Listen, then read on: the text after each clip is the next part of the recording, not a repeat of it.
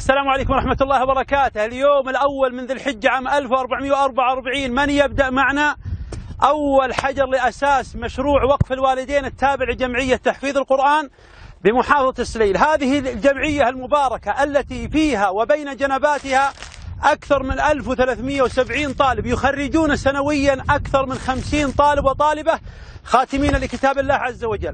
قيمة هذا المشروع المبارك 2 ريال، 2 ستكون أكبر داعم لأعمال الجمعية ولدعم الطلاب والمعلمين وكذلك مركز إعداد المعلمات. فاليوم هذه فرصة عظيمة ومشروع عظيم للتجارة مع الله سبحانه وتعالى لدعم هذا المشروع. والذي ميز هذا المشروع يا أحبة الكرام أن المساهمة فيها السهم 99 ريال. ثم ميزها أن نحن في 10 ذي الحجة هذه الأيام العظيمة ما من أيام العمل الصالح أحب إلى الله عز وجل من هذه الأيام. 99 ريال ستجعل لك وقفا ثابتا وأجرا دائما في الحياة وبعد الممات.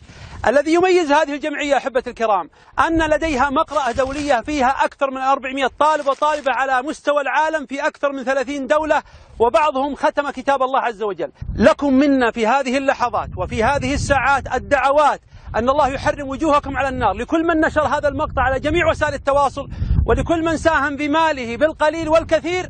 هو عندنا قليل ولكنه عند الله عظيم، وما عند الله أعظم وأجل وأكرم وأكثر، والله عز وجل هو المضاعف لهذه الأجور العظيمة. الظن بالله عظيم كما بدأنا في هذا المشروع أننا بدأنا بتصويره اليوم سنفرحكم بعد فترة بإذن الله.